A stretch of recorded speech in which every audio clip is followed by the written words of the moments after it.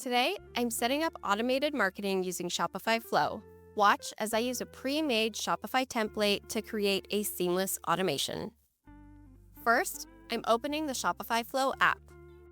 Then, I'm starting a new workflow.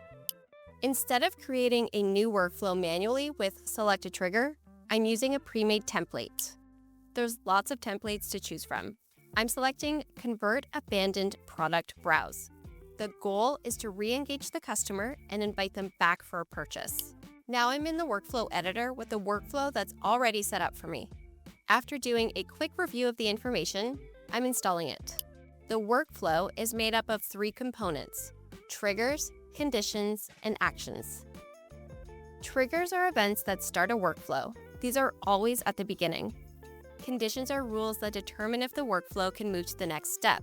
Actions are the automated steps that happen when the conditions of a workflow are met. These can be included in the middle and end of a workflow. The trigger is customer left online store without making a purchase. This is when someone visits my online store but doesn't buy anything. That's a trigger to put this workflow into motion. Then, the condition checks if abandonment type is equal to browse. That means someone was browsing a specific product, like a sweater, but didn't buy it. If this condition is met, the workflow moves on to the next step. Now, there's an action to wait for 2 hours before moving forward. The 2 hours is so my potential customer has a timely response, but it's also not an immediate follow-up. Another condition then checks if the customer hasn't viewed more products, added another product to the cart, started checkout, or completed an order since starting the workflow.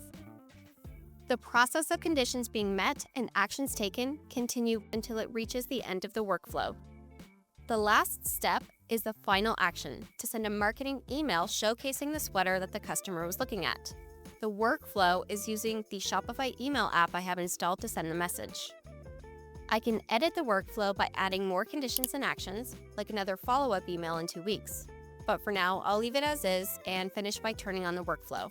With my workflow live and ready to go, my marketing emails will be sent out soon. If you're just starting out with Shopify Flow, take advantage of the pre-made templates. There's so many options that can help you improve your business.